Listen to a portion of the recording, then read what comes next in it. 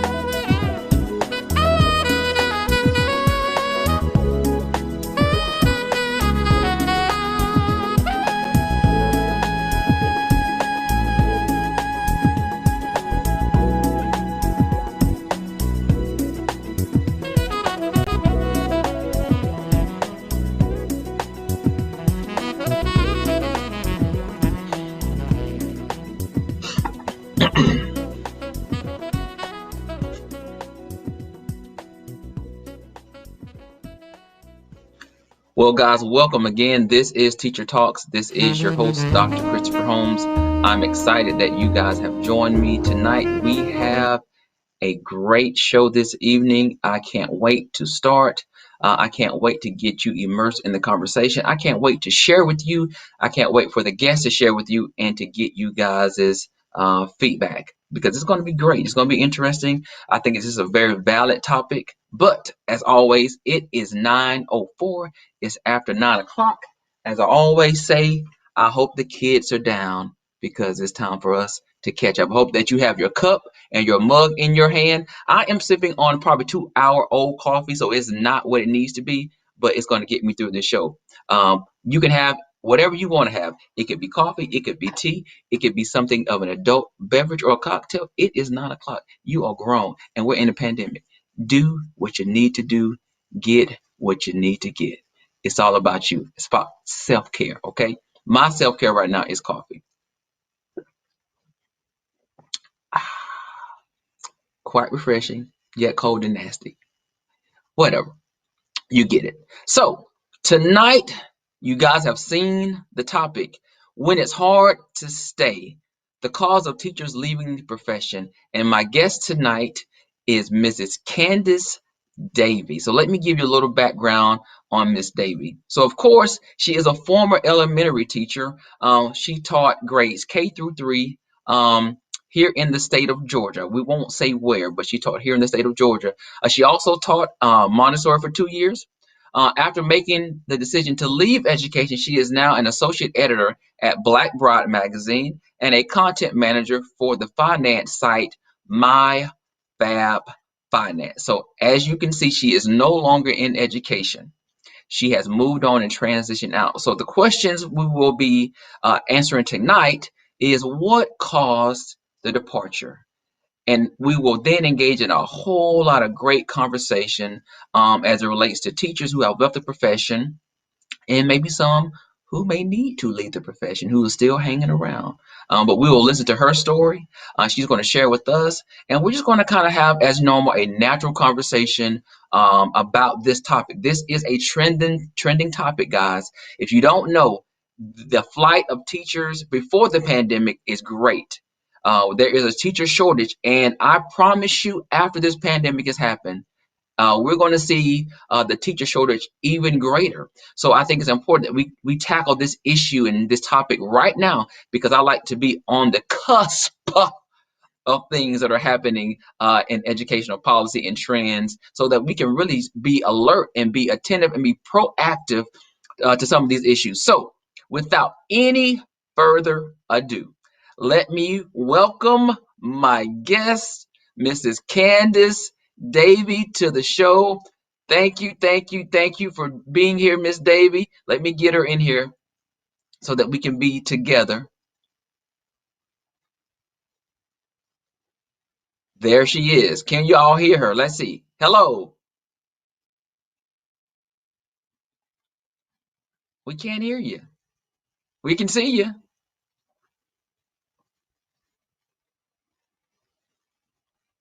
Say something.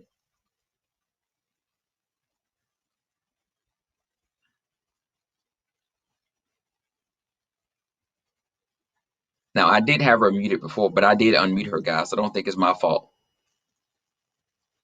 Let's try it. So I just unmuted her again. So let's see what happens. So she logged out. She's logging back in. Are you there? No volume. That's interesting.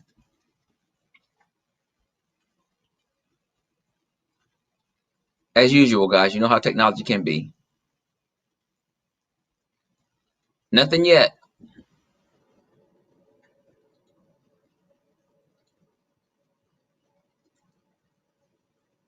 Now, while she's working on her audio, I will tell you this was not the issue a few minutes ago. So we had already prepped for teacher talks tonight. So everything was working perfectly fine. But for all my teachers out there, you know how that goes. While we're waiting, and I see some people in the comment section. Let's see, Miss Jackson, thank you for watching. As always, good evening to you. Hello, hello, hello.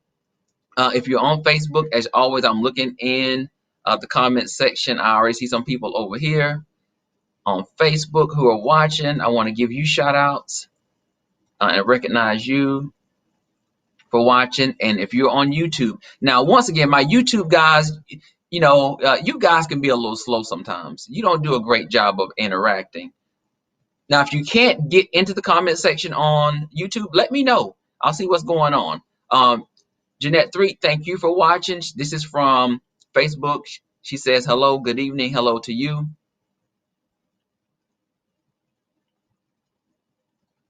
I see more of you. I'm waiting on you to get in here. I see APRN, Miss Avis Gibson Holmes. She is with us. Good evening to you. Thank you for joining.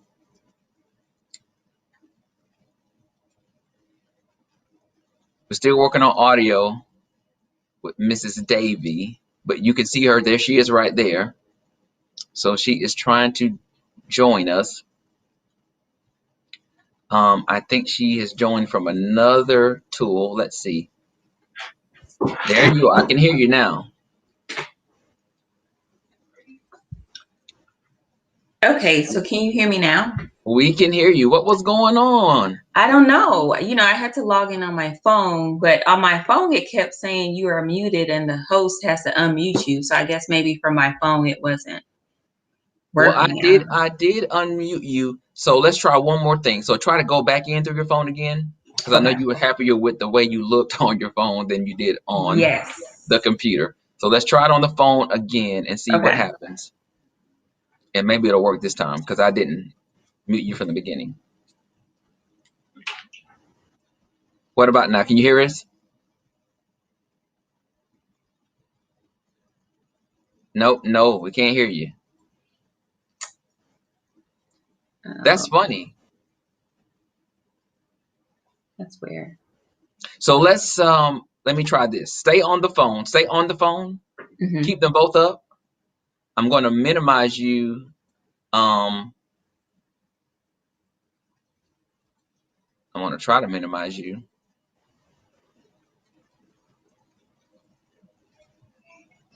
so that we can hear you on your device.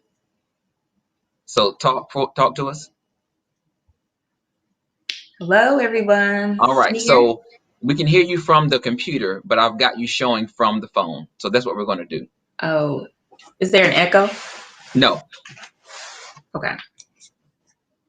no echo. So perfectly fine. So Miss Davie, thank you for joining. Welcome, welcome, welcome to Teacher Talks. I'm so excited to have you. I know that you said you were a little nervous at first, but there's nothing to be nervous about. These people are harmless. They don't bite, but they want to learn and get information as well. And so I thought that you would be the perfect person to have this conversation with, as I knew that you were a teacher at one time and you no longer are in the field. Miss Lewis, thank you for watching. Hello, hello, hello. Hey, Thank you Tish. for joining us. I'm looking forward to your comments getting in here. So, Miss Davie, so Yeah. just tell us a little bit about yourself before we dive in deep into this conversation. Okay. Well, where can I start? Let's see. I'm hearing a bit of an echo. Do you hear an echo? You may hear it. You may want to mute your computer, but we'll still be able to hear you, I think.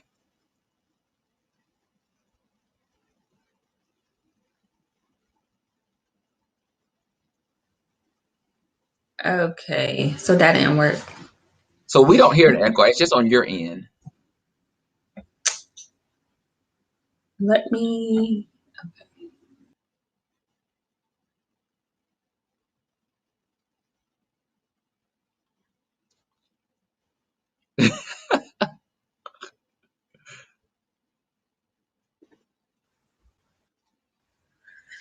I don't know why it's so weird. Yeah, I hear an echo. Do you hear it through your earbuds or just from the Mhm. computer? So you can take your earbuds out and just talk to the phone, and but we'll hear you from the computer, if that makes sense. Okay. Still hear the echo? It should be better. I can't hear anything. Let's see. Oh, because you're listening to me from Hello?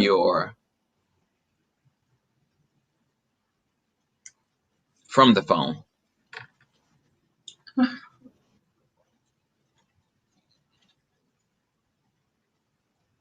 Oh my goodness. Miss Lewis says hello. Hey, Tish. Can you hear me? I'm going to have to log out from my phone, I think. Because it's. Okay. All right. All right.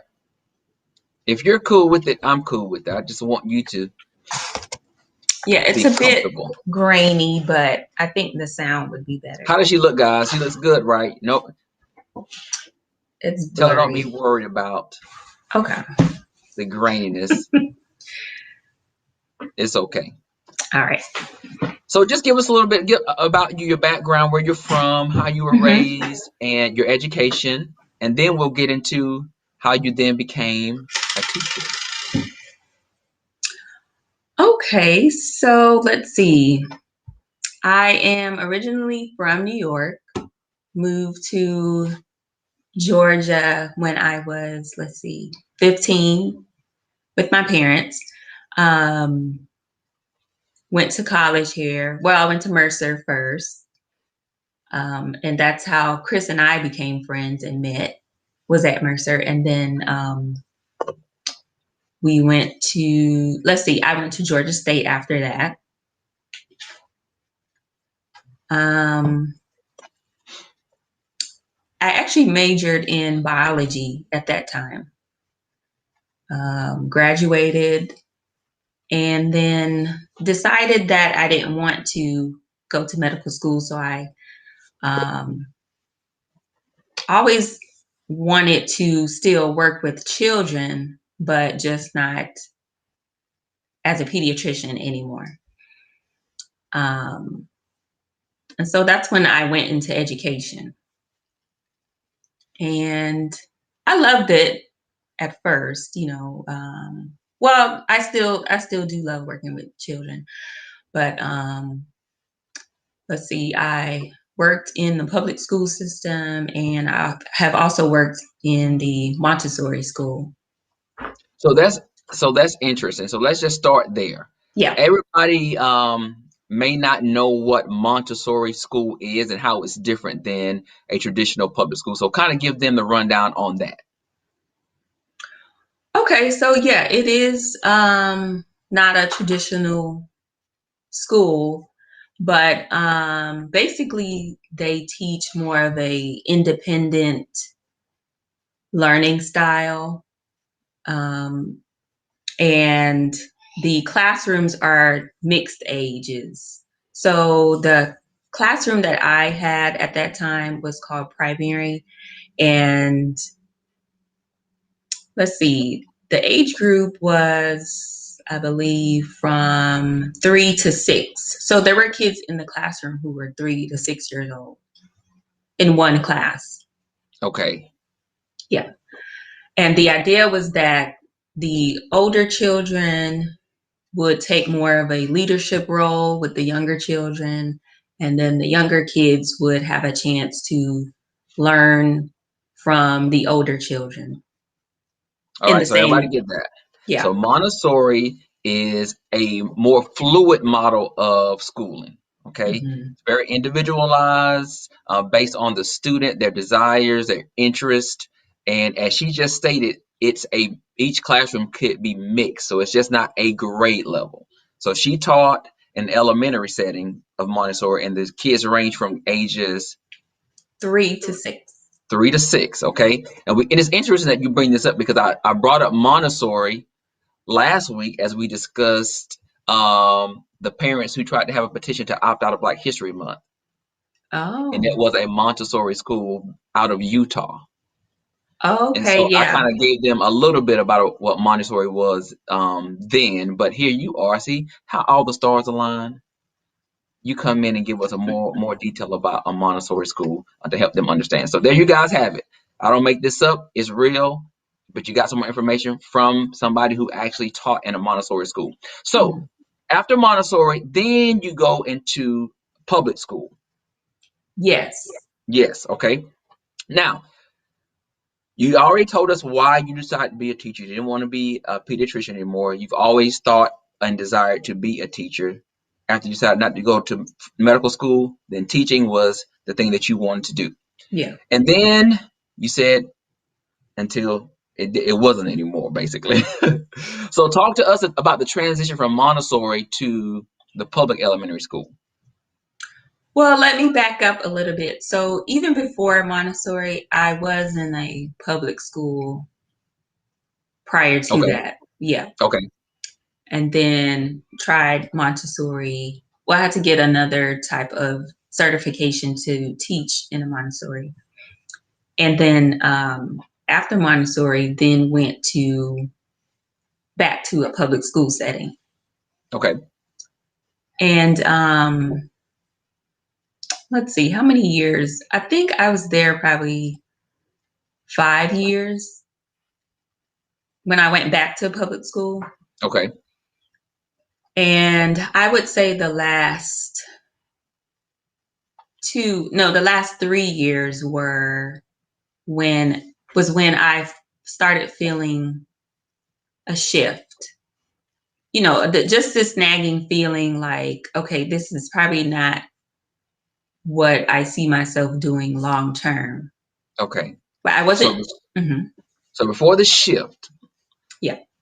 what was the one thing? What is one thing that you enjoyed about teaching before you felt this little nagging something in your spirit in your Mhm. bones telling you something's different, something's not right.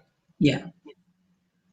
Well, my experience I felt like was great. I loved working with my students, seeing them grow over the course of the year, their progress. It was amazing to really see.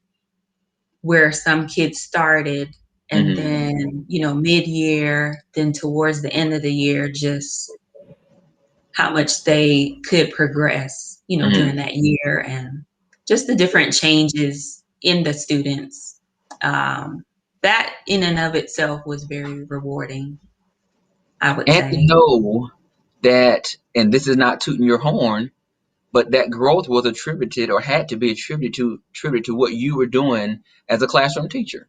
So to Mhm. know that you could have that level of impact on these young minds is like, wow, this is what I want to do. I'm making a difference, and it's showing um, in their growth throughout the year.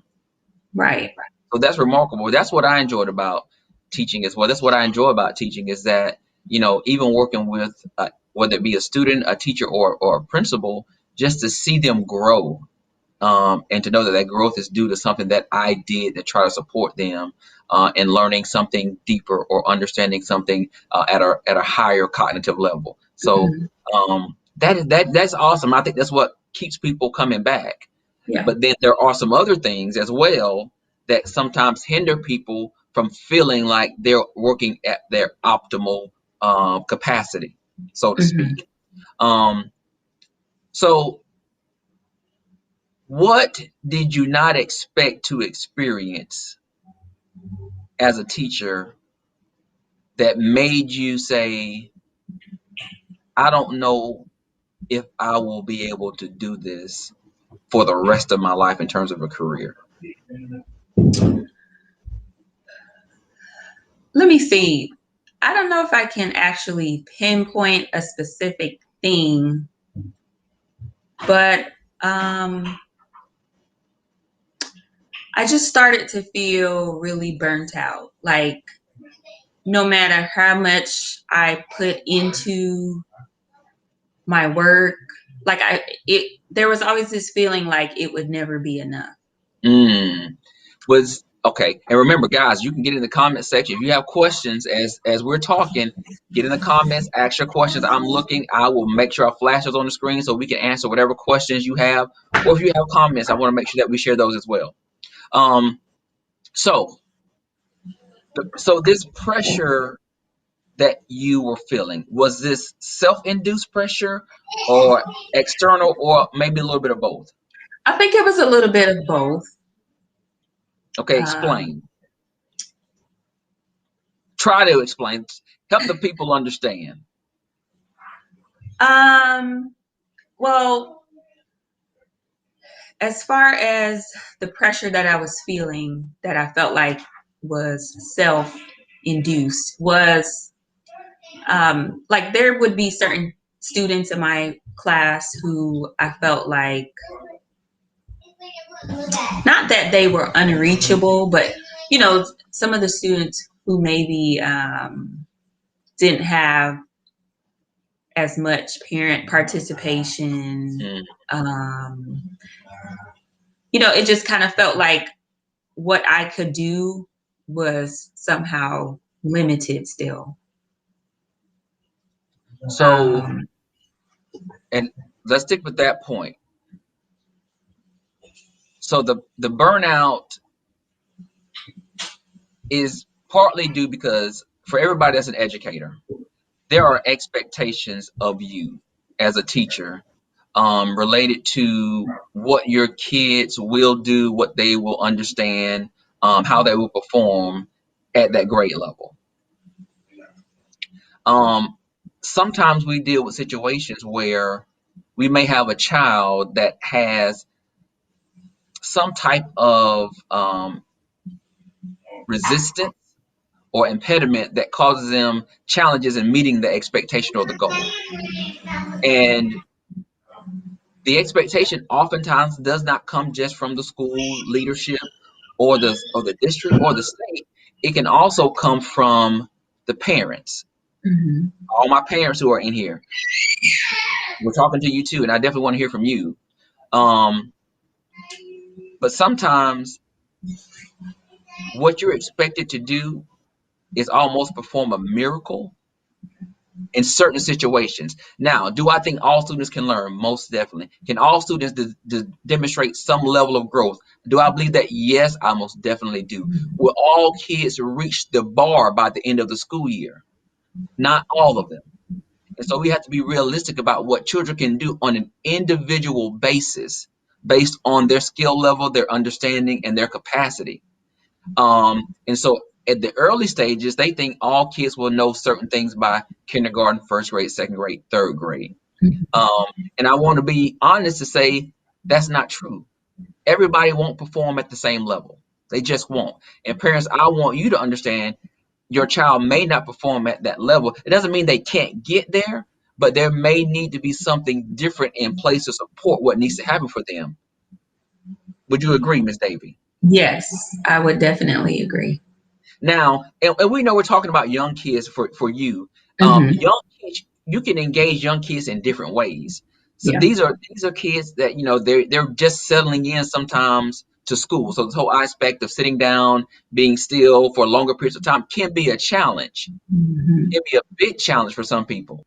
And so we have to understand the child on an individual basis, and then try to find what supports or interventions can help them learn, and then learning leads to mastery and all those types of things. So you're saying that there may have been some unrealistic expectations from parents. Yes. Or some parents who were just not as involved Oh, to help their student, get to where they could be, possibly. so the responsibility rested on you. Yes. Okay, so all my parents out there, you can't just drop them off. Okay, you can't drop them off. The teachers need your support at home. Well, first of all, learning starts at home with you before they even get to the school. But you've got to continue doing that when they get there. So stay informed, stay involved, know what's going on with your child, and then support the teachers because they're trying their best to do what they can to make sure their child gets to those milestones, especially in these earlier grades. So how do you deal with that pressure?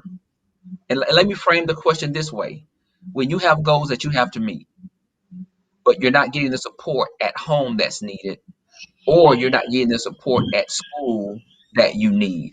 What do you do as a professional to try to minimize I would say the blow at the end of the year, because you know those kids aren't going to make it. They're not going to reach the milestone. So what do you do? What do you try to do to try to get them there?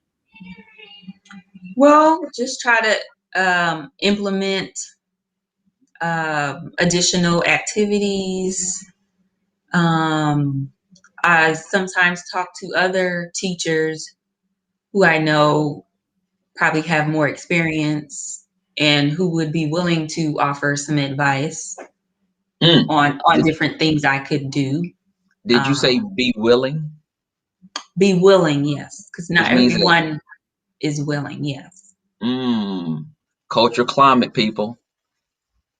So here's a new teacher to this building, and she's saying there may be some mm, more seasoned teachers who may not be willing to offer support.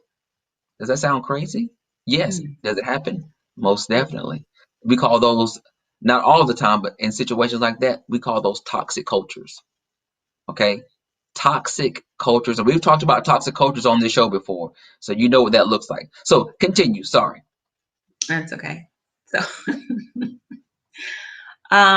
so yeah, I would just seek out different ways to still put more effort into what I was doing, to be able to help that student who might not have, the additional help. Um, and, that can be a lot. It can be a lot when you have other students too in the classroom and you have, say, one or two or three students who need, 110% from you. So,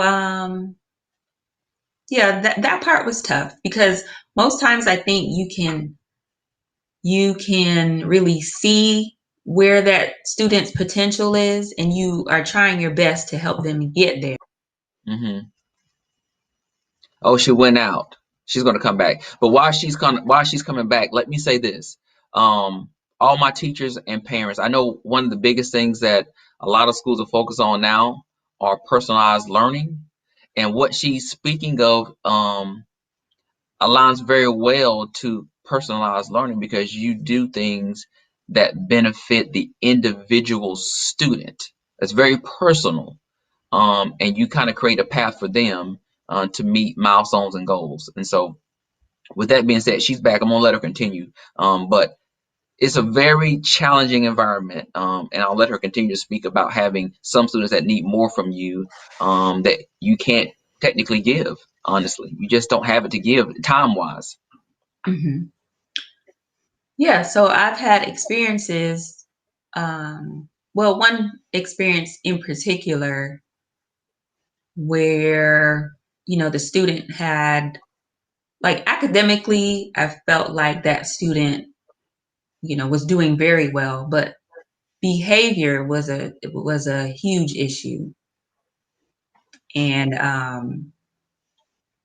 it was becoming such an issue. Well, it was an issue, and then I didn't have the support from his, parents or guardians, I should say. So, give the audience an example of a behavior issue um, that may have impeded learning for the student as well as the other students in the room. Well, I remember this particular student liked to, his thing was he liked to be funny. And so he might, there might be an activity where the students had to draw something or complete an assignment. And so, he might think it's funny to draw pictures of naked figures on his paper and then hold it up and show it to everyone at his table and around him, and to make everyone else laugh. And So then before you know it, the whole class is in a uproar because they think it's funny, and some kids are shocked, like, oh my gosh, you drew naked people on your paper or whatever. now, are there body parts that go along with these figures? Oh yes. Oh, Mhm. oh, Yeah, it was very descriptive, a oh. very graphic. Oh, well, I would definitely say that that may cause a classroom disturbance that would impede learning for a period of time and draw attention to that student. Now, um, this was not an isolated situation with this particular student, though. No, like this continued the entire year. And then I guess the other piece to this particular case was that the student was Black, and it was a predominantly white school. And his guardians, they felt like, it's like whenever I would bring up something that he was doing, bring it to their attention, it was like, oh, that's normal. That's just what kids do. Or then it turned into, oh, this school doesn't know how to deal with Black students. Now, this was not this student's first year in the school, was it? No. No. So he's been in the school before. So if they felt that way, if the guardians felt that way, why did they bring it back? Hmm. That's my question. Um, the second thing is you can't normalize behavior outside of the home and in school. There should be a different level of behavior that's expected to be tolerable in school. So if you allow certain things at your home, It may be fine at home, but those kids Mhm. cannot come to school and behave in the same ways and expect those behaviors to be acceptable.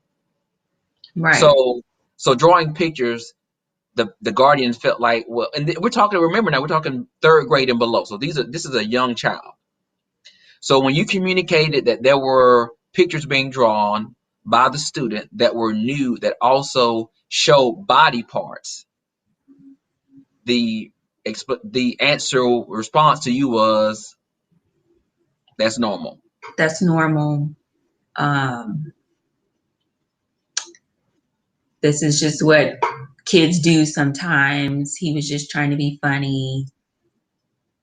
Um, yeah, so that was like towards the beginning of the school year, and then Oh, there so this were is early so on, so it gets better. yeah, so there were so many incidents throughout the school year that then their responses became, oh, well, this school just doesn't know how to deal with Black children. So where was accountability on the parents' part? There was none. So they were okay with his behavior, even though it was out of order, out of Hmm. control. You know, really, even in the lower grades, so drawing nude pictures like that, he could have been going home. Yeah. So, how did the leadership respond? Did you inform your leadership of what was going on? Oh, yes, they knew. And I documented everything. And, every time there was something like that that happened, they were informed. We had meetings throughout the year, of course, with his guardians. And um, I mean, at first, it seemed like the leadership, they were supportive at first, I felt like. But Okay. then towards middle and the end of the year, it just, I guess as things progressed, they kind of backed off. I wasn't as supported anymore. So let me ask you this. So when you say support, and then you said that they would have meetings, what were the results of the meetings? Did any action come from the meeting? Well, the first few meetings, I remember we tried to come up with a plan. Like, okay, basically like something where he would get some sort of reward at the end of the week if Okay. certain if because he had a behavior sheet. We came up with the idea that okay, he would get a behavior sheet that would go home every day, and his guardians would have to sign it and return it. And anything that he did that may have given him a yellow or a red, Hmm. I would write it on there so that they would know. How often did he get those treats at the end of the week? Not Not, often. not. A few times I got some real nasty notes sent back on that behavior sheet from the guardians. Yes. Hmm. Based on what? They were upset because. Yeah, maybe he did something one particular day and I may have jotted it down and it was returned with, I mean, a 3-paragraph note attached to it on how I just don't know how to handle their child. So it seems like they just wanted you to overlook some things. Yeah. All right. So before we keep going, I gotta say hello to some people. Okay.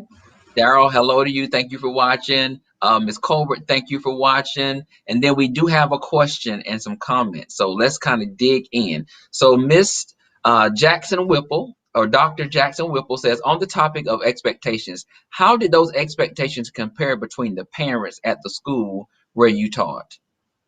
Specifically Montessori versus public school or the public education system. So, were there different expectations for parents at Montessori versus those in the school where you ended your professional career as an educator? Different expectations. I mean, it did seem to me that in the Montessori school setting, I like more of the parents were willing to help. I felt like I didn't have as many issues with parents, not wanting to support whatever was happening with their Okay. child. And this is just a question that I have. I'm just going to throw this out there. Yeah. Um, of the parents that you had, um, at the other school, were they pretty active with the school? At the public school or the At the Montessori? public school, yes. Some were, yes. So, Some yes, were. some were Um, very active. but was it like active upon request or just naturally always, in tune with what was going on with the school and wanting to be informed and wanting to help out in some capacity? Yeah, like, are you referring to all the students' parents, or are you talking Your about the students. parents of the whole class? Yeah. Yeah, I did have some that who were very involved, Okay. and they didn't have to be asked, to help or like I did have quite a few parents who would email me regularly and say, "Oh, you know, do you ever have parents come in and read stories to the kids?" Or, "Okay, the holidays are coming up, you know, we can some me and some of the other room parents can get together and do this and this. What do you think about this?" Okay. They were pretty hands-on with a lot But of stuff. this, but not this particular parent or guardian. No. So the only contact, and this is the issue I want to bring up. The only contact you had with them, it ended up being negative almost because it was always in relationship to his behavior. Hmm. Did they ever say, what is it we can do to help you? No. So when these meetings happened with the principals, you put a plan in place, which was, the documentation and then the reward at the end of the week. When that seemed not to work, what was the next? How did leadership then come back into play to try to provide more support? Or did they? Um, I'm trying to remember because I do remember a lot of meetings for that particular student happening that year. Hmm. It Hello, was Elaine. basically it was basically just, let's see what we can do. Let's try. I think what happened was there was some resistance from the parents of this student. So I do remember during certain meetings, the leadership wanted or kind of hinted at, doing other things, but the parents were very resistant to it.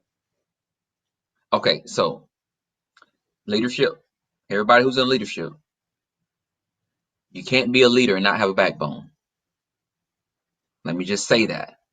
If you're going to be in leadership, even when you have resistance from parents, you have got to have that child's interest in mind first, and as well as your teacher and the other students in that classroom. If the parents are unwilling to do what's best for their own child, you still have the responsibility to do so, even when you're met with resistance. That's called being courageous. That's called being tough. That's called being a leader. That's what leaders do. You face the challenges for your teachers. You don't let them deal with the brunt of that and get caught up in this entanglement, not like Jada Pinkett Smith entanglement now, people, but in this web of confusion and negativity, and then these negative interactions with parents. When you see that happening, you say, you know what? You no longer deal with them. If they contact you, you let me know. I call them. because this began to be now a war of words, people. Documentation, a lot of negativity, and a level of intimidation started to happen.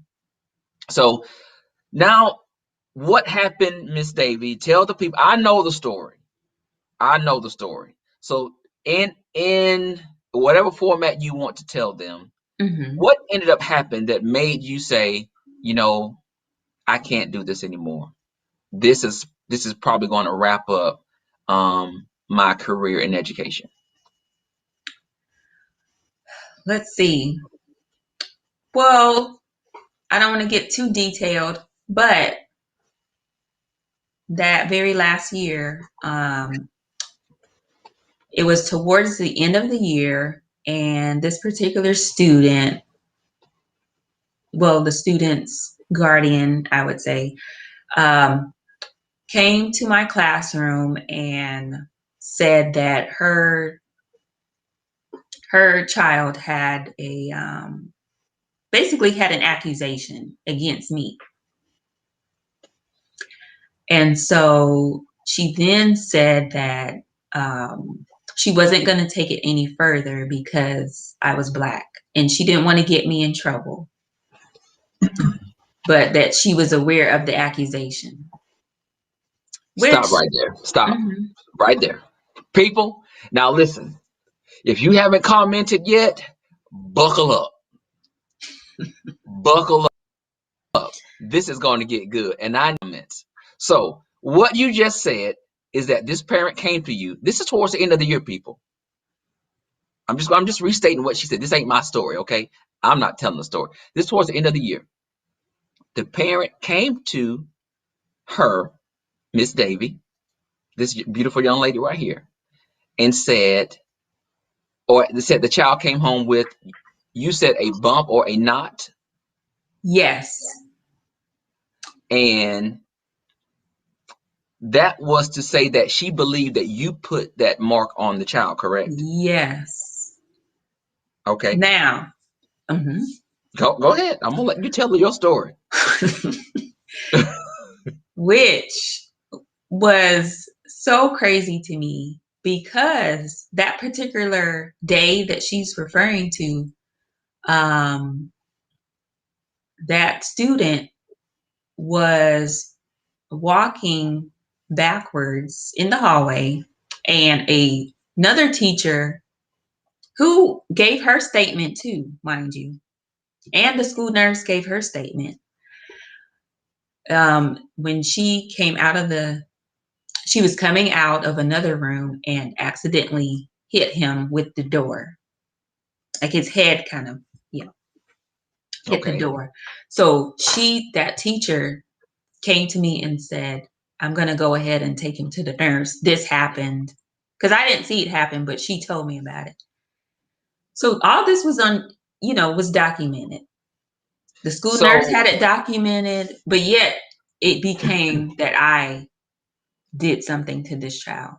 okay, now people, listen. Get in the comments. Listen to me in the comments. That's all I'm saying. So she said that the child came home and told her that you put this mark on his head. Mhm. This parent did not call the school, did not call a principal, did not even call you. Waited, came to the school the next day, correct? Yes. And said, this is what he told me, but I'm not going to report it because you're Black. Hmm. Now, every parent, get in the comment section. Would you have done that? If you were white and the teacher was white, would you say, I'm not going to report it because I don't want to get you in trouble because you're white? Or if you're a Black parent, would you say, you know what, this is what he told me, but even if you did it, I'm not going to report it because you're Black? Do you care the color of your Mhm. child's teacher if you believe the teacher physically abused your child? Does the color of the teacher matter? Put in a comment right now. You got 10 seconds and you better tell the truth. You better. Miss Dr. Jackson says, Nope. No way. She says, no, it doesn't matter. I don't care whether you're black. I don't care if you're Asian. I don't care if you're blue. I don't care if you're green. I don't care if you're a purple monster eater. If I think you put a mark on my child, I'm not even coming to talk to you, honestly. Right. I'm going straight to the principal. I don't even want to Hmm. talk to you. I don't want to look at you. I'm disgusted by you. I don't even Right. want to see you. I'm going to the principal. But my question is, did she really believe that you did it? Mm. Because if she really believed it, why would she come and tell you that, but then say, I'm not going to report it? What was that about, do you think? I have my own ideas. It's such a long story, but the whole entire school year was just filled with so many different incidents, and some weren't even directed at me personally. Um, and I just feel like, it was coming towards the end of the year, and they were just trying to find something to have a case against Oh, the was he school. passing at this point? Yes, he was. He was. So, do you think maybe this was a leverage technique to ensure that he went on to the next grade? Possibly. I don't know. We don't know. We're just speculating here. Yeah. Allegedly. That's what Wendy Williams says. Allegedly.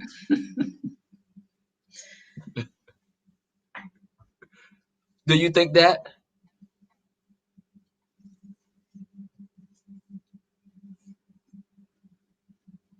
Can you hear me? Yeah, I can hear you. So you think maybe, possibly. So okay. So she's the guardian says that to you. You then say what?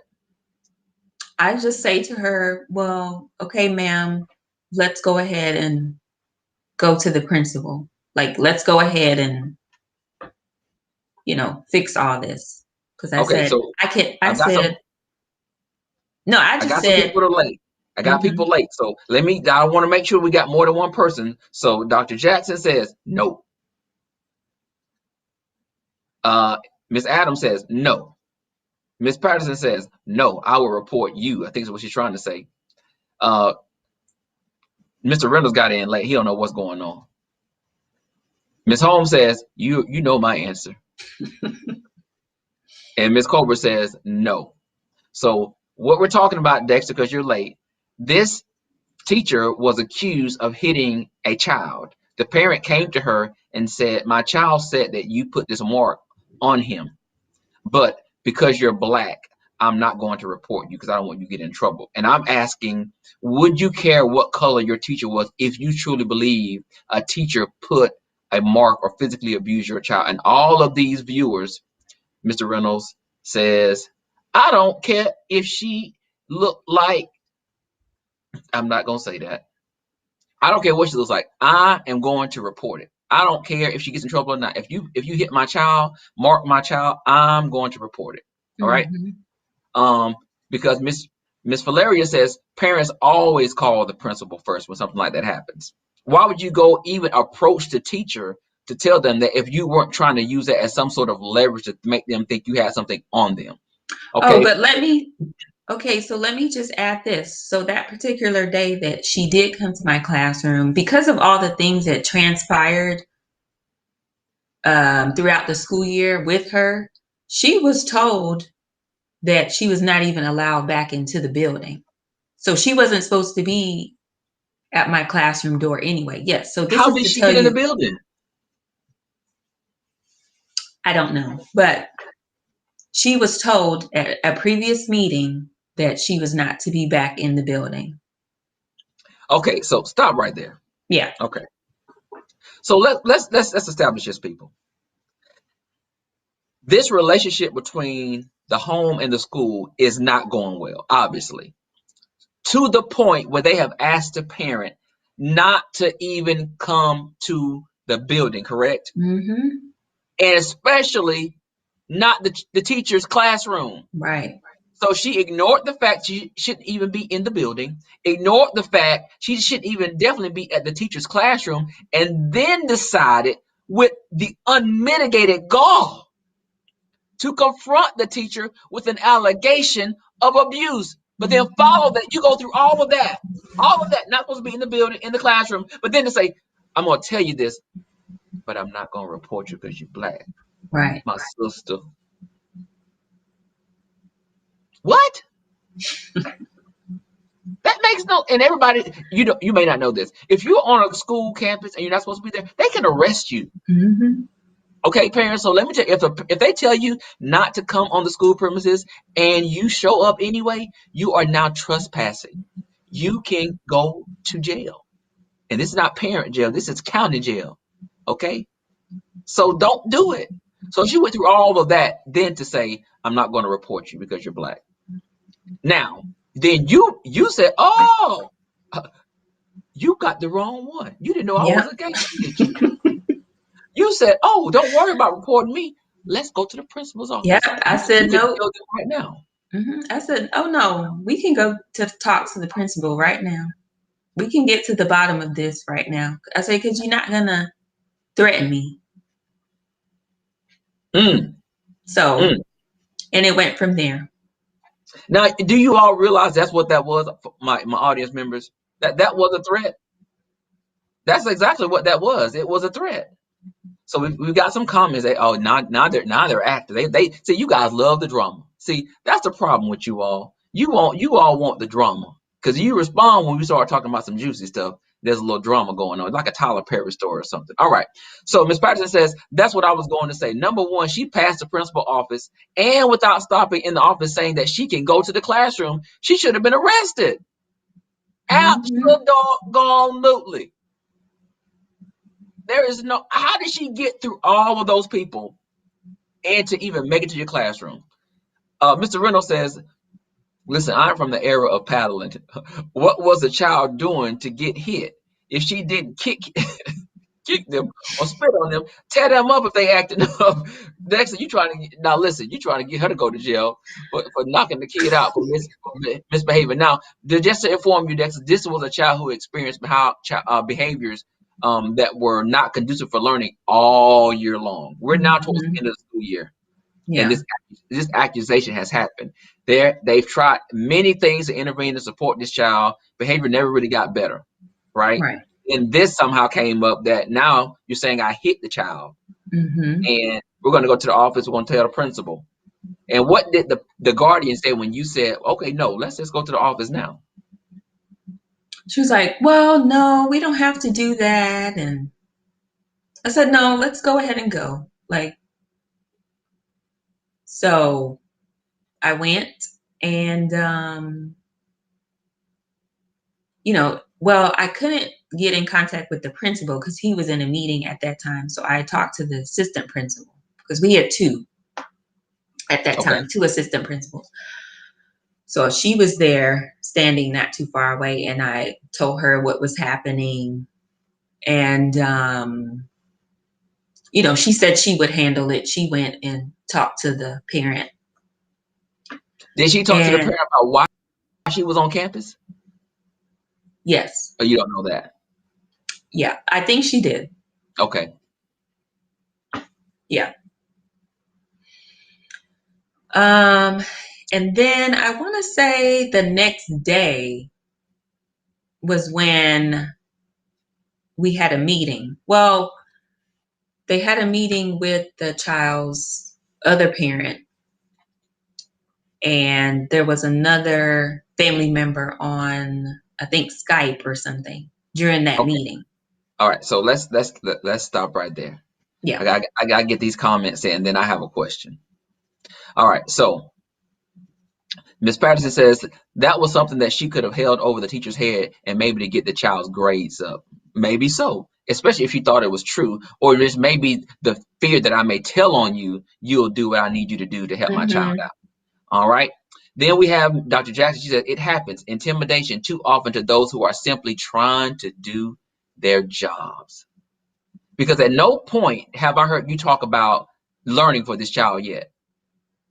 It's everything about this kid is all about his behavior. And the parent hasn't said anything about, well, how is he doing? Is he learning what he needs to learn? They're more Mm-hmm. concerned about you giving him good notes at the end of the week to get the reward versus Yeah. like, but I want to ensure that he's learning. I haven't heard that. Then Ms. Colbert says that's another thing. Parents cannot show up to a classroom without the teacher being notified by the front office. Parents can't get past the office or shouldn't get past the front office. They have to have a what? Appointment. Because the teacher's in the building to do what? Teach. That's her primary responsibility to teach. You come up and disturb the learning environment, she can't do what she's there to do. Call the counselor, call the principal, call the assistant principal, set up an appointment, because this is a community center. You don't just show up. Email the teacher, set up an appointment, and then resolve the issue that you potentially may have. Because if you show up, to me, that means you're very upset. Very upset people don't say, I heard what happened, but I'm not going to tell on you. Mm-hmm. That doesn't sound upset to me. That sounds calculated, is what it sounds like to me. Because that makes no sense whatsoever. No sense. So my question to you is, after this happened, the assistant principal met with the parent, correct? Yes. The next day, a meeting was set up with, the AP talked to the guardian, but a meeting was set up with the parent. Why? Probably because the guardian shouldn't have been up there anyway. Mm-hmm.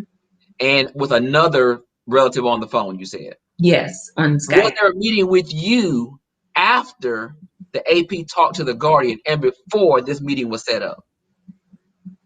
No, there was no meeting. So you got no resolution of what happened with the parent after the assistant principal talked with them? No. The next thing you heard was? Well, I knew that the other parent already had an appointment. Well, they had a meeting that was already scheduled before all this happened. Like that meeting was already in place, so that's why the other parent was there. Okay. So they came to that meeting, and then I wasn't supposed to be in that meeting. So then the principal comes to me and says, I'll get someone to cover your class, but do you mind coming and talking to this student's parent about the whole situation? And I was like, well, no, I don't feel comfortable doing that. And then the principal said, well, they just want to hear your side of the story. And, I knew in my heart, I said, something told me do not go to that meeting. But because the principal said, well, that other parent who was here yesterday, who confronted you, is not here, is not in the meeting. So it should be okay. The meeting should go okay. Okay. Stop. All my leaders out there, let me say this to you first. What should have happened, in my opinion, is that based on the accusation that the guardian made, there should have been a follow-up with you with the leadership first. Because that's, people lose their jobs being accused of abusing a child. That's not something that you take very lightly. And so he needed to meet with you about the accusation first, ask you, is it true, to kind of tell me what happened, and then to inform you on what was said to the parent, just to get you up to speed. Right. Because that meeting did not happen, I don't understand why you were asked to come into another meeting blindly. Mm-hmm. You were already you were informed of the meeting, but you were told that you weren't needed at this meeting. Now, all of a sudden, during instructional time, they're going to take you away from your other students, and they want you to come and talk to this parent just to give your side of the story. Sir, ma'am, whoever you are, I haven't told you my side of the story. Right.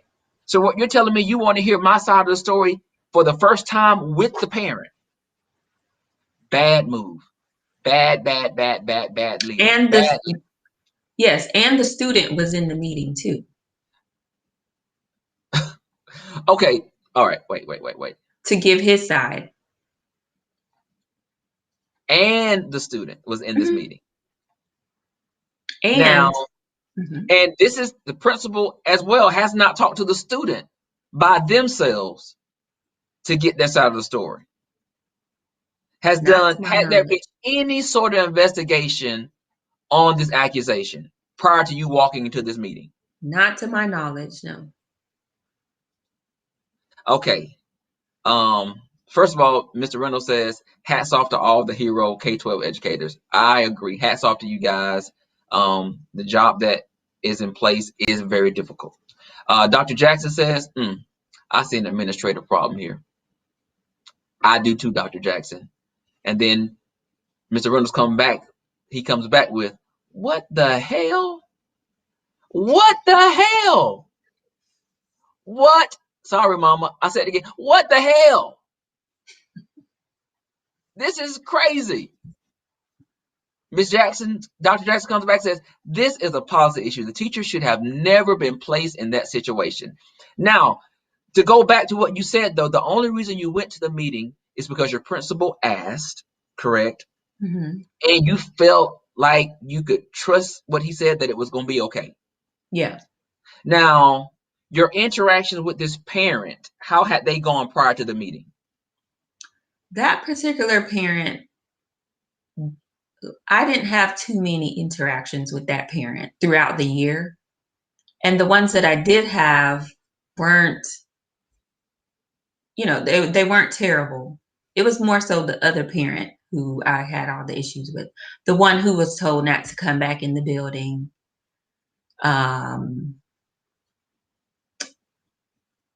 But yeah, the other parent who was present in the meeting, I never had too many interactions with that one.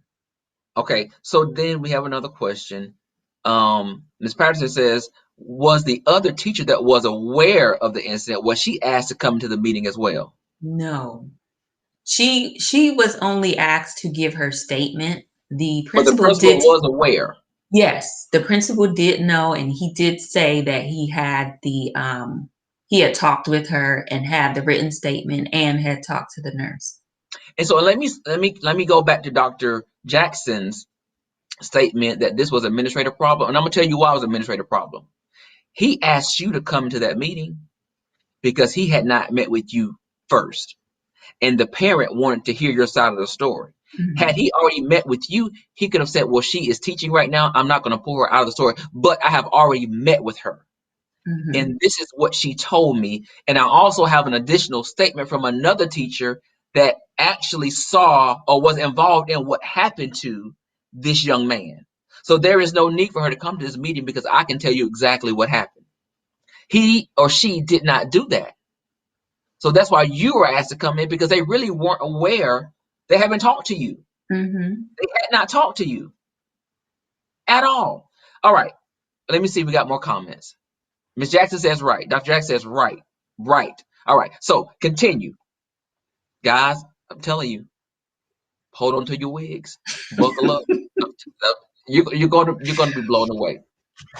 Hit it. Okay, so I go to the meeting, and let me see. So the principal and one of the assistant principals is in there. And so the principal says, okay, we want to just kind of hear what happened. Oh, no, they started with the student. They asked him to tell what happened that day.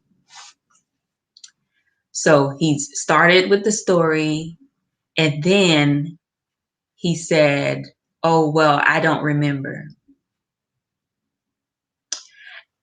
And then, so that's when the parent, you could tell, was kind of getting upset.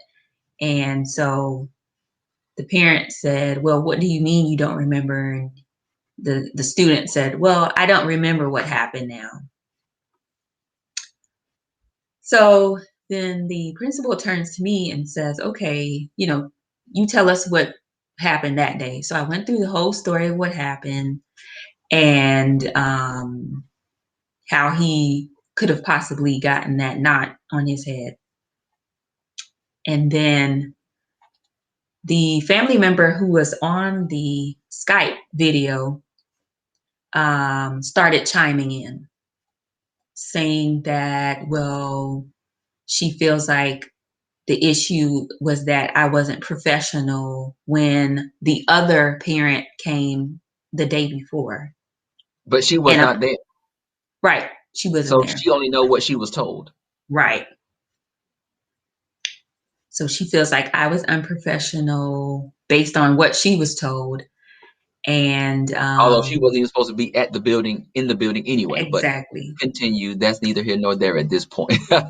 And when I said, well, she came to my classroom after she wasn't supposed to be there and then informed me that she wasn't going to take it further because I'm Black. And I said I had a problem with that. So then that's when the parent who was present in the meeting started going in. Okay, stop right there. So Mr. Reynolds says two things. This is making me upset. But he asked a very good question. Was the child asked to give a written statement before all this happened? Before these No, meetings? He never gave a statement. I So don't all think this is so. transpiring for the first time in a group meeting. Yes. Okay. So the student says, I can't remember. I Mm-hmm. don't remember. And then the parent now is a little bit irate. Yes. All right, we're ready. So then, where was I? Oh yeah. So when the family member who was on the Skype video said, well, I just feel like maybe you were unprofessional when the other parent came the day before. And I just explained to her, well, all I said to her was, well, let's go ahead and talk to the principal. That's all I said. And I said, her coming to my room and saying that she's not going to take it further because I'm Black, I had an issue with that. And so the family member on Skype said, well, I mean, I don't think there's anything wrong with saying that because we should stick together. And I think I said, well, that's not my idea of sticking together, is you coming and trying to accuse me of something that I didn't do. And then saying, I'm not going to take it any further because you're Black. So that's when the parent who was in the meeting started getting upset. And he started saying something. I can't even remember now what exactly he said, but at that point, I turned to the principal and the assistant principal and I said, I'm done here. I'm not going to sit here and entertain this anymore, because now the name calling had started. And so, Okay, you say name calling. The parent mhm, was calling you names. yes, Now, at any point, did the principal intervene to say, Mr. So and so, let's calm down, let's listen, let's try to work through this together, let's hear Miss Davie out, he just began to get upset. no, So the only person that said anything basically about ending this was you when you said, yes. I'm done here. I said, I'm done. Um, I got up to walk out of the conference room and Can you give them just one name he called you? I think they want to know. Y'all want to know, don't you? I think y'all do. oh my gosh, there were Yep, so just many. give them I one. mean, I was called an effing coon. Stop right there. That's all. Y'all don't need any That's more. just That's one. enough, right? That's enough. That just know there were more. Hmm. When he called her a effing coon. And even at that point, the principal did not intervene to say, Mm-mm. that's enough, Miss Davie, you leave. Nope. This meeting is over. You said, I'm done here. I said, I'm done. And this was I'm going after back to, multiple name callings, people. Not just oh one, there were yeah. multiple name callings. And Yeah, when as she I felt got, like, this is it, I'm mhm. done. Yeah, as I got up to leave, there were more names called. So I kept walking out. And then as I'm kind of walking around, because there were two ways to get out of that room. So I went around one way. And then as I'm walking out into the hallway, he's coming around the other way All through right, the so other stop, exit. Mhm. stop, stop. So you have left the room. The parent now has left the room as well and is following behind you, is what you're telling us? Coming Mhm. down the hall, yes. Right behind you. Mhm. All right, keep going. But the at this point, he's saying things, and there was another family member there, but she wasn't in the actual meeting. She was just kind of sitting outside the room. And so she was trying to, calm him down and as he was walking down the hall. And then there were teachers coming out of their classrooms because we're in the hallway now. The principal is like trying to get in between us. The assistant principal is trying to tell me to come back into the teacher workroom and just come into her office instead of going back to my classroom. And it's just chaos in the hallway. But at the As same time, he's still behind you, following you. No, at this point, I had kind of moved because the assistant principal was behind me telling me to come this way. So I was moving back and he was like turned, still going down the hall, but still, kind of yelling towards me. In front of all these students, teachers. Yeah, his child was there, standing, walking alongside him. Oh, I forgot about the child. Wait a Hmm. minute. Wait. So when he left the room, the child followed him out of the room. So the child is Yes. right here with him. He is continuing to yell at you down the hall, throughout the hall. Hmm. And can you remind the viewers what's going on in your school during this time? Milestones testing was occurring. Yes. Okay, so people, during this time, standardized testing is going on. They're testing. Kids are testing in their rooms. Teachers are administering tests, and this man is walking down the hall, yelling, probably using profanity towards the teacher, disturbing the whole testing environment. So my first question is, why were you even scheduling a meeting during testing time anyway? Hmm. If you're going to schedule a meeting about a student during testing time, it needs to be after school, not during the school day. There's enough going on during testing. You don't want anything to interfere with testing. Right. So that meeting should have never happened to begin with until the end of the day. The end of the day, because you asked for things like this to potentially happen. And now, as a leader, you've got to answer questions about why did you have this meeting? And now do you realize you have testing irregularities because you have disturbed the whole school Hmm. doing state testing? Okay, before we go, we got comments. Miss Gibson Holmes says, so security was off that day. There was just nobody there. There was Um, no security. Yeah.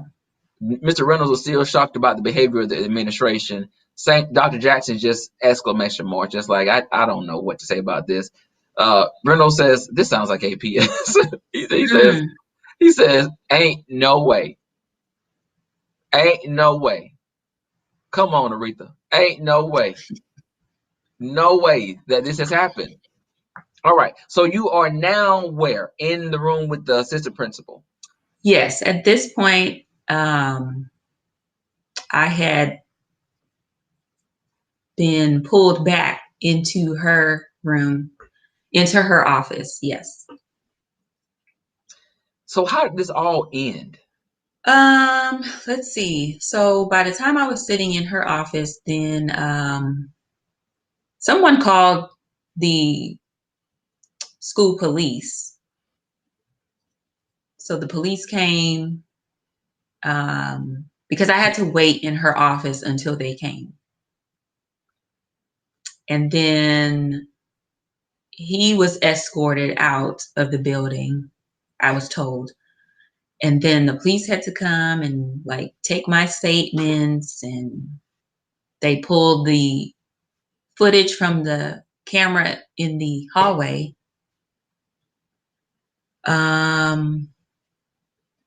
And then, at that point, I told them I just wanted to go home. Like I wasn't even trying to go back to my classroom at that point because it got so heated and I was just so upset.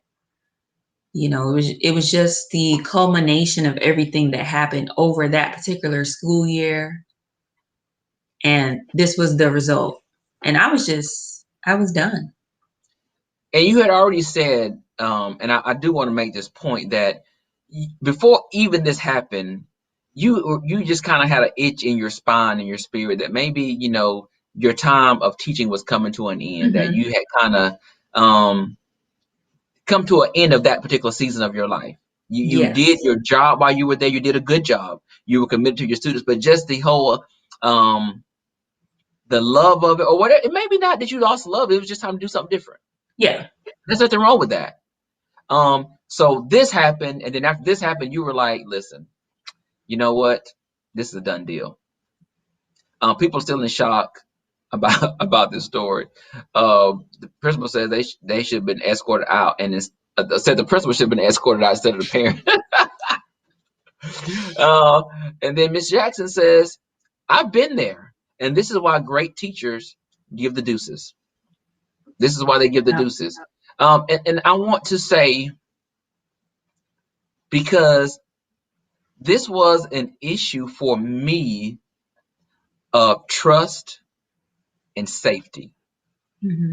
And you put your trust in your leader. The only reason you went to the meeting is because you trusted what they said, that it was going to be okay.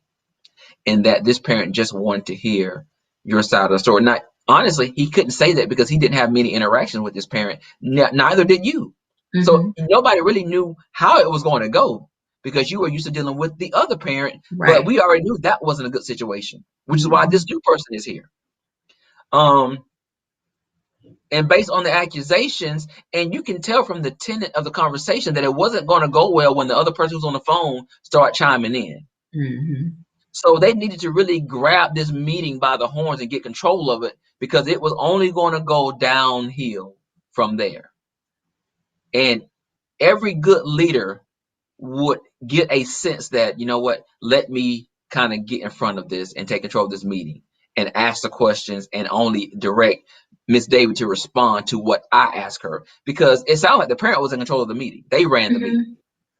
Yeah. So after this, you walked away. Yeah. I made my decision probably the following week. I said, yeah, this is going to be it.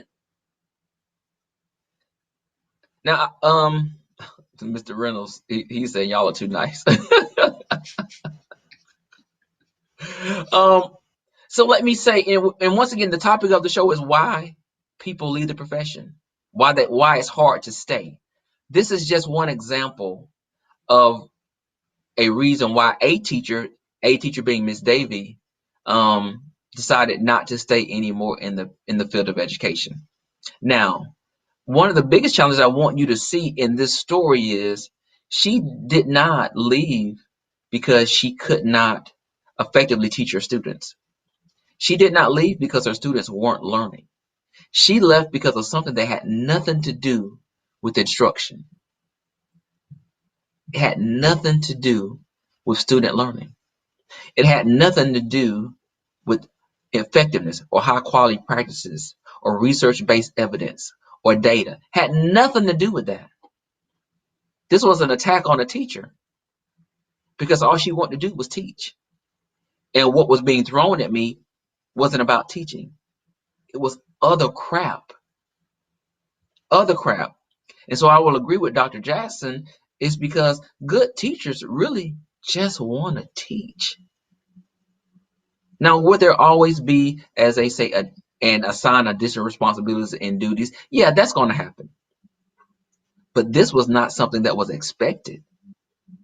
Good teachers don't desire to be treated this way by parents, by students, or by leaders. Let me say this again. Good teachers leave the profession because they're being mistreated by three different groups. Sometimes one, sometimes two, sometimes all three. Parents, parents, students, and leaders. And I'm going to put the onus of solving this and remedying this problem on the head of leadership, because the leadership was aware of the parent situation and they were aware of the child. Let me go back and ask you this. Was this the first time that this child would have told a false truth? No, Did y'all it hear was that? not. It was not the first time. This child has lied before. Let me just say, sorry, Mhm. mama. I could say told the story, but for this story, I just think he lied. This child has lied before. Leadership was aware of that. So if this child has lied before and now accusing this teacher of hitting him, why would you invite the teacher to a meeting with the child and the parent, and you know you're not going to be in control of the meeting, but the teacher's only there because they trust you? And you pull her out of her classroom during what? Instructional time. And it was testing time. Mhm. You pull me away from my other kids to come sit in a meeting where I have been lied on.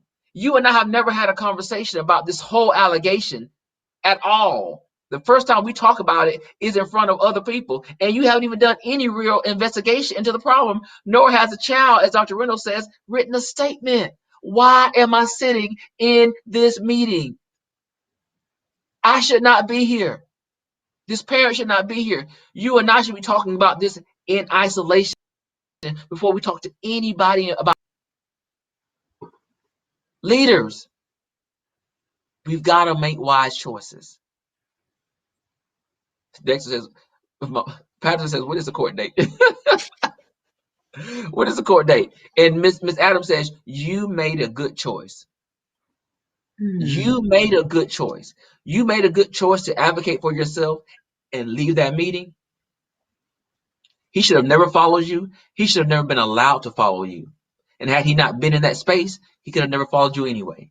But Right. you had to do what was best for you, and you did that. You walked away because you could have gotten very unprofessional with him Mm. because he attacked you, and you had no support. It was you and him. Yep.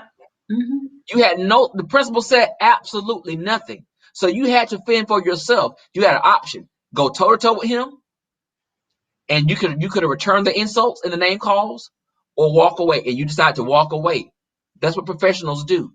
They walk away, but then he followed you, and then Yep. all this other stuff ensued, which was ridiculous, absolutely ridiculous, and absurd for a child that's known to tell stories. Hmm. This meeting should have never happened, and so you decide to leave. And I don't think anybody who's listening to this story um, would disagree with um, what you did. Granted, you were already kind of there. This just took you over that tipping point and solidified your decision that your time as a teacher was up. Yeah. Now, let me say this, and we talked before this interview, and Miss Davie expressed to me that she did not want to come across like a failure because she decided to leave. And I'll let you guys tell me what you think about that.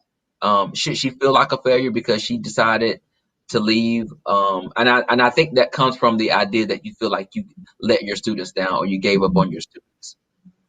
Um, Yes. I'll let you guys tell me what you think about that. But honestly, by that point, you had served your students well because it was the end of the school year. They were testing. For you all that don't know, after testing, nothing really happens after testing. It's just kind of like activities, kind of maybe a little bit of review, but Hmm. there's no new learning happening. You've gone over the standards already, so you're pretty much done for the year. So basically, what you decided to do was not to go back to the next school year. Yeah. And let me say this to you: had you gone back, it's not like you were going back just as students. You were also going back to that same leadership, and there Mm-hmm. was no way you needed to go back to be under that leadership when you had already you lost your trust. Right. The idea of being safe was destroyed. They cannot go back and recreate this idea of safety for you. It was destroyed. Um, Mm-hmm. Dr. Jackson says, I'm so sorry this happened to you. You're still awesome. It was their loss, and I agree. Um, it was their loss, and it was a loss for the students that could have had you. But I also believe that you were there. You were supposed to be a teacher for a set period of time, and you walked away when you knew that time period had ended, and it was time for you Yes. to do something different. Mm-hmm. Unfortunately, the situation happened, but either way, you were going to leave the field because you knew your time had elapsed. Yes. And there's Mm-hmm. nothing wrong. There's no shame in leaving when you know it's time to leave. That's very heroic. Most people will stay in when they know it's over. How many people do you know who have been teaching for 30 years, 25 years, and they should have stopped teaching about 15 years ago? Because they are no longer effective. They're not impacting change. Kids aren't growing and kids aren't learning. They're just coming every day, 10 years after the time they should have left, collecting a check. Collecting a check. Yep. You got to know when your time is up. And this happens in many fields. Education is the only field where people put in 30 years. Like that is what's expected. Many people go to a job, they work 5, 10 years, and they go on to do something different. Mm-hmm. Either they in a new position, but people don't just stay a teacher forever. There are some that do it. That is their calling. They teach, and they teach until they retire. Many stop teaching. They go and do something else in the field of education. You decided to change career paths, and there's nothing wrong with that. So just the same way you left, there are people that should leave that decide to stay. And that too, or that is a problem. You leaving is not a problem. That was the best decision for you, and that's okay. So you should not feel like a failure at all. You Mm-hmm. did what was right. You did what was right. Well, thank you. Um, these people, they're killing me in these comments. Y'all are something else. Um, so so she left. So right now she's not teaching anymore. Do you miss teaching? There were times where I would miss it, certain aspects of it. But overall, I mean, I felt at peace with my decision. Mm, I did. you can't get anything better than peace, y'all. Mm-hmm. When you were at peace with the decision that you made. And honestly, her decision did not hurt anybody. It was just a decision that she had to make. It did not traumatize children. It didn't leave the school at a loss. They pick up another person, I'm sure, the next school Mm-hmm. year.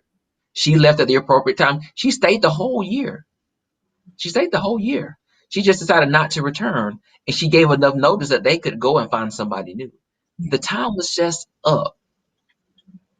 The time was up. Now, had she stayed, do I think Miss Davie would have still been effective? I do. Because she's just that kind of person. She's going to go in and do what she's asked to do and probably go above and beyond because I feel like in this situation, she still went above and beyond the Call of Duty with this particular Mm-hmm. student many times, trying to help him, Yep. not sending him maybe to the office or calling parents when she should have called with some of the things that Mm-hmm. he did. She just didn't want to get into this back and forth with parents, and she just sucked it up that, you know what, I'm just not going to say anything about this one. I'll Yeah. wait until something else major happens and I'll call that time. But it was over. But there are some people that really want to continue to teach and they experience things like this and they decide I cannot go back and work in those kind of environments and conditions where I don't feel safe. I don't feel like I can trust my leadership. I don't feel like they have my best interests at heart. And they leave the field. So you got people like Miss Davie who leaves and is at peace with leaving. And you got people that leave the field and want to continue to teach. But because of the conditions and the experiences, they decide, I can't do it anymore. And remember the three things I said that causes people to leave: parents, students, and leadership. It's not even the expectation many times, people. It's not the policies that are in place. It's how those policies are enacted and carried out by those three people: parents, students, and leadership. And teachers have to deal with all of those angles in the profession. They get it from every direction. And sometimes it's just too much. And honestly, it's not fair. It's not fair. It's not fair. So, what are you doing now, Miss Davie? Tell us what you're doing now. She's not teaching, but what are you doing? Well, I am an associate editor at Black Bride magazine. I was actually working with them kind of part-time freelancing while teaching. And then, some other opportunities came up. And so that's where I am right now at Black Bride, and managing the content over at the finance site called My Five Finance. Okay. So Yep. remember, if you need some finance advice, she may be the person to that you want to reach out to, but it's called My Fab, Yes. FAB, Finance. She's Yes. also an editor at Black Bride magazine. So if you're looking to get married, or renew your vows, you want to get some Mm-hmm. ideas or tips, you may want to go to Black Bride, look up some of her articles. She's going to give you some great advice on how to do that, what that looks like, or some things you may want to consider. They also share with them about your blog. Oh, yes. So my blog, I've had it for probably 10 years now, but my blog is called Simplistic and Chic. And it's just a blog talking about women's um, natural health, fitness, motherhood, all those things. Yeah, so it's simplistic and chic. Simplistic and chic. So here's a comment. You respond to this. Oh, yes, yes, yes, Tanya Rapley. Yes, I do work with her. See how small the She's world is? my boss. Yeah, Ah, she's your boss. one of my bosses. Yeah. See, small world. See, you just never know. Well, look at that. So if you had to give advice to a teacher, what would you say? Especially now, considering what teachers are going through the pandemic. I mean, Mm. imagine if you were teaching now through a pandemic. Oh, yeah. What would you say to encourage them? Well, I would first say just remember why you started. I mean, if you feel like it's truly your calling, it's truly your purpose, just try to keep that in mind, and always advocate for yourself. Of course, advocate for your students when you can, but also advocate for yourself, because you matter too. You don't want to Mm, get to the point where you're feeling burnt out, stressed out, and you have nothing left to give, your own family. And that's what I had to keep in mind too, because I have my own family, my own son to look after, my husband. I was just you getting gotta to look the out point, for your husband too. you know what I mean? I got you. But I think But let me just say what you just said was powerful. Um, do what you have to do. Be concerned about your children. Um, continue to be effective. Be committed to the field, but advocate for yourself because you matter too. mhm. And I think that's so beautifully but simply stated. Teachers, if you come to school broken and battered, with your bucket not even half filled, that's all you have to give to your students. And when you're on E, what do you give then? And what does that look Mhm. like? Advocate for yourself because you matter. Nobody's perfect, and there is no perfect principal or leader. Parents aren't perfect, Right. students aren't perfect, and you're not perfect. And everybody needs to be refilled and refueled. Mhm. Everybody. And you can't work in a deficit. You've got to understand that you matter.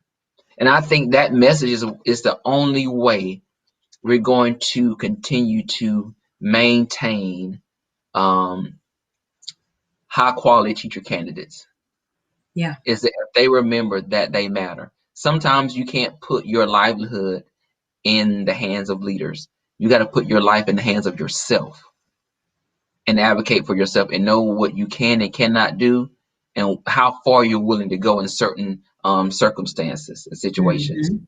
And you have to Right. know when to say no, or you have to know, just like you got it from that meeting, to say, this is not for me. Mhm.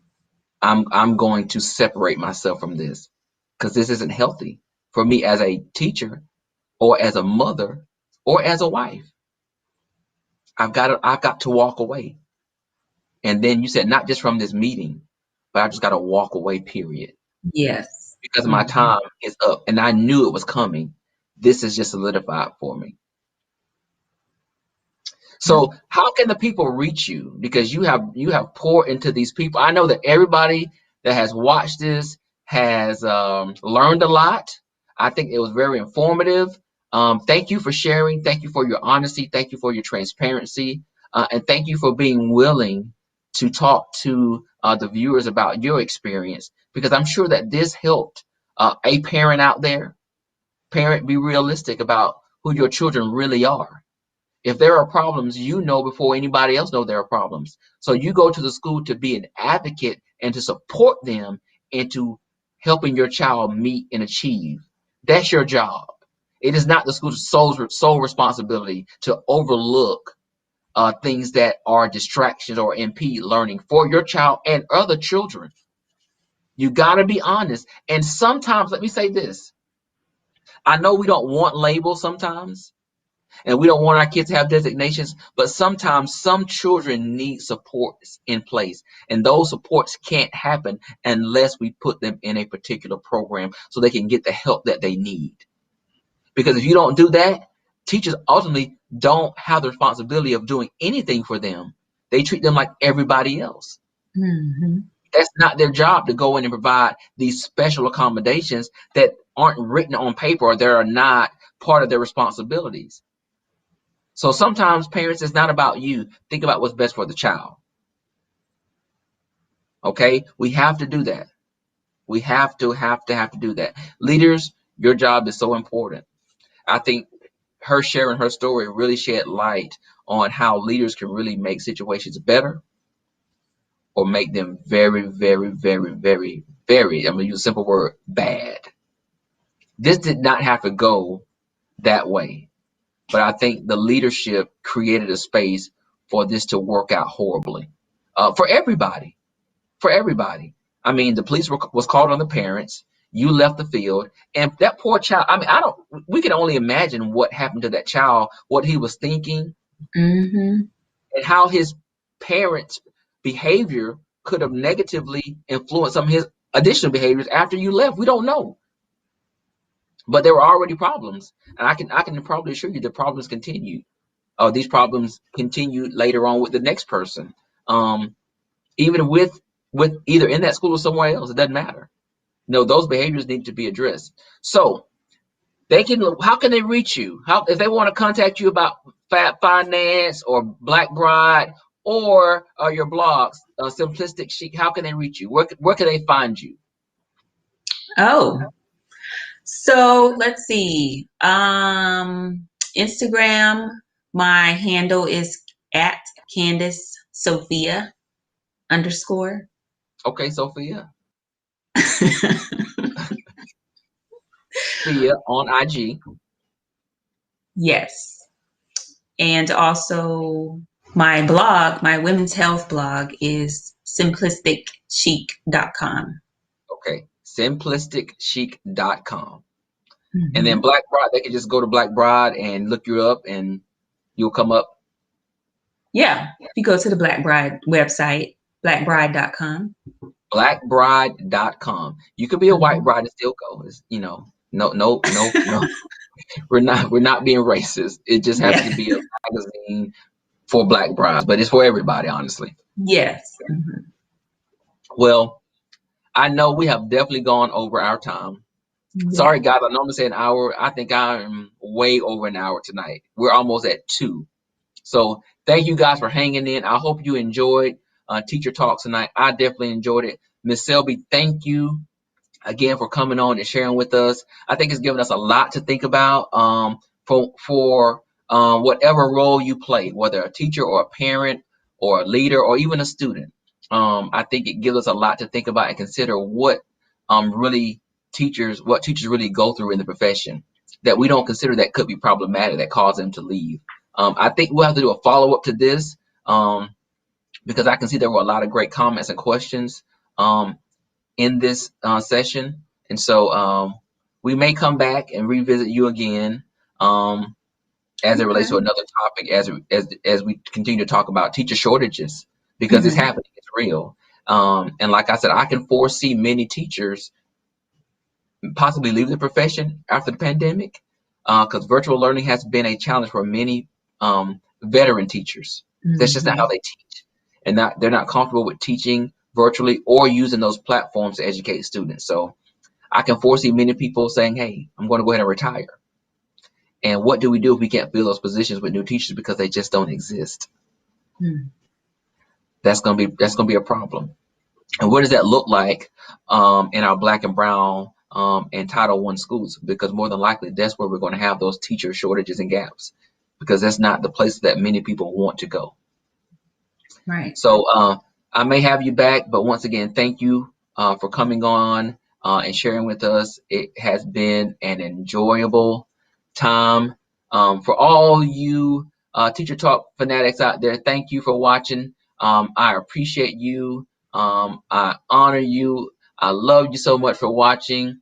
As I always say, when you go out in these streets, no matter what you're doing, be safe and be blessed. And I will see you guys next Thursday at 9 o'clock. If you haven't seen the schedule posted, check out the posted schedule of all the topics and dates. I have them listed all the way through the end of March. We've got end of April. We've got some great topics, some great guests, some great shows coming up. And don't forget, I will still be doing my teacher tales. I've got more stories for you guys that will keep you on the floor laughing with bellyache, because some of this stuff is unbelievable that I will share with you. Once again, this is Teacher Talks. I'm your host, Dr. Christopher Holmes, signing off. Thank you again.